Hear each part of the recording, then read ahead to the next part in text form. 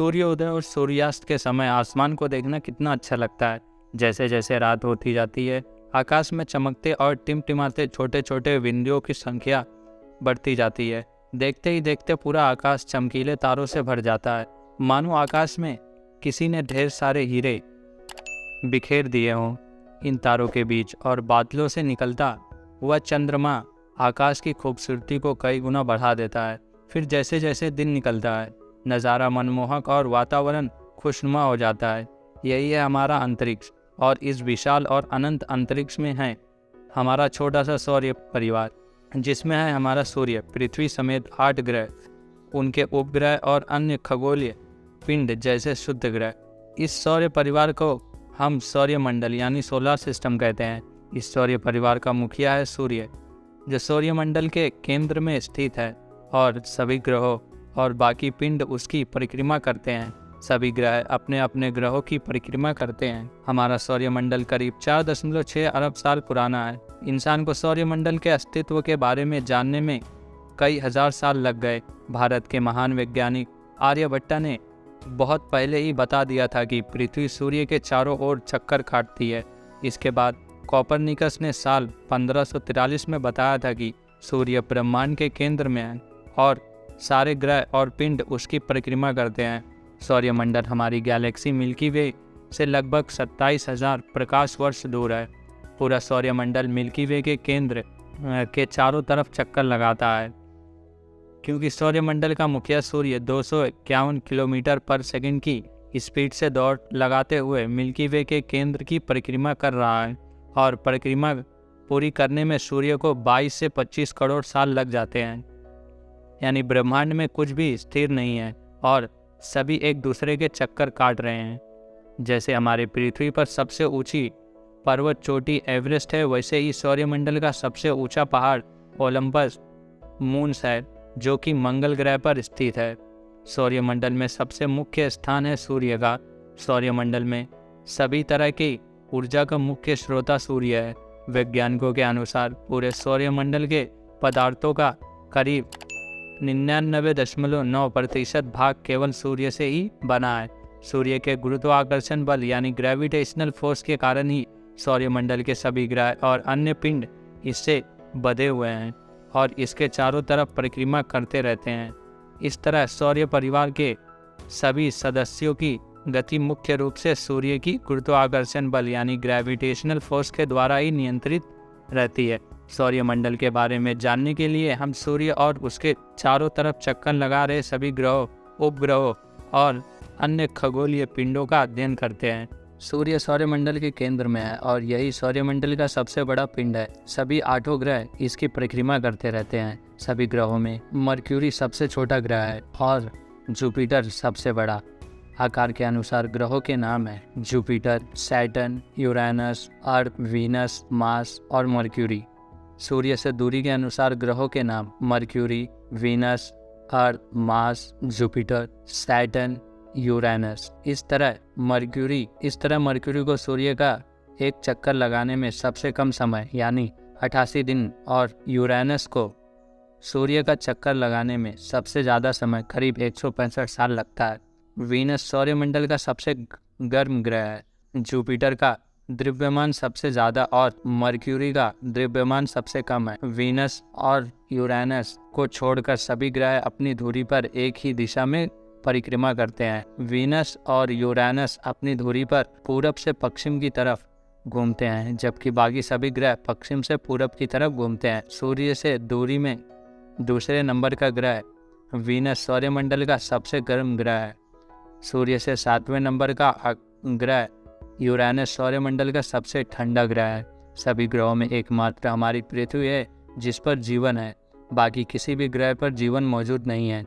हालांकि वैज्ञानिक कई ग्रहों पर भविष्य में जीवन की संभावनाएं देख रहे हैं। सूर्य से निकट के ग्रहों मरक्यूरी, वीनस, अर्थ, मार्स को टेरेस्ट्रियल प्लैनेट्स भी कहा जाता है, क्योंकि ये मुख्य रूप से पत्थर और धातु से बने हैं। इन ग्रहों पर ज्वालामुखी, घाटियाँ, पहाड़ पाए जाते हैं। इन ग्रहों के प्राकृतिक उपग्रहों की संख्या बहुत कम है। जैसे पृथ्वी का एक ही उपग्रह चंद्रमा यानी मून है, और मरक्यूरी और वीनस के तो कोई उपग्रह ही नहीं है। जबकि सूर्य से दूर ग्रहों जुपिटर, सैटर्न, यूरेनस को गैसियस प्लैनेट्स माना जाता है, क्योंकि ये चारों ग्रह मुख्य रूप से अलग अलग गैसों से मिलकर बने हैं। इनके चारों तरफ रिंग्स पाए जाते हैं और इनकी प्राकृतिक उपग्रहों की संख्या भी ज़्यादा है। जैसे बृहस्पति के 79 उपग्रह हैं। बृहस्पति का एक उपग्रह गैनीमीड पूरे सौरमंडल का सबसे बड़ा उपग्रह है, जबकि मंगल ग्रह का एक उपग्रह डिमॉस सौरमंडल का सबसे छोटा उपग्रह है। साल 2006 से पहले हमारे सौरमंडल में ग्रहों की संख्या 9 थी, लेकिन 2006 में यम यानी प्लूटो को ग्रहों की कैटेगरी से हटा दिया गया, जिसके बाद सौरमंडल में ग्रहों की संख्या 8 हो गई। प्लूटो को साल 1930 में 9वां ग्रह माना गया था। आकार में प्लूटो बुध से भी छोटा है। यह सूर्य से सबसे दूर का ग्रह था, इसीलिए यह सूर्य की परिक्रमा लगभग 248 सालों में पूरी करता है। दरअसल इंटरनेशनल एस्ट्रोनॉमिकल यूनियन ने साल 2006 में ग्रहों की नई परिभाषा दी, जिसके अनुसार ग्रह उन्हें कहते हैं जो सूर्य के चारों तरफ परिक्रमा करते हैं, जिनका आकार लगभग गोल ही होता है, जिनका अपना गुरुत्वाकर्षण बल होता है, जिनके आसपास का क्षेत्र साफ सुथरा हो, यानी उनके आसपास अन्य खगोलीय पिंडों की भीड़भाड़ ना हो। इनमें से कुछ गुण प्लूटो में नहीं पाए गए। साथ ही प्लूटो सूर्य की परिक्रमा करते हुए कभी कभी वरुण के रास्ते में भी आ जाता है। इससे वैज्ञानिकों को ये शक हो गया था कि कहीं ये यूरेनस का ही तो भागा हुआ कोई उपग्रह नहीं है। हालांकि बाद में पता चला कि ऐसा भी नहीं है, लेकिन इसके कई गुण ग्रहों से मैच नहीं करते, इसलिए प्लूटो से ग्रह का दर्जा छीन लिया गया और उसे एक बौने ग्रह यानी ड्वार्फ प्लैनेट का नाम दे दिया गया। मंगल और बृहस्पति के बीच में अरबों की संख्या में छोटे छोटे एस्टेरॉइड्स मौजूद हैं, जो ग्रहों के साथ ही सूर्य की परिक्रमा कर रहे हैं। ये एस्टेरॉइड्स कुछ और नहीं बल्कि पत्थरों और बर्फ के छोटे बड़े टुकड़े हैं।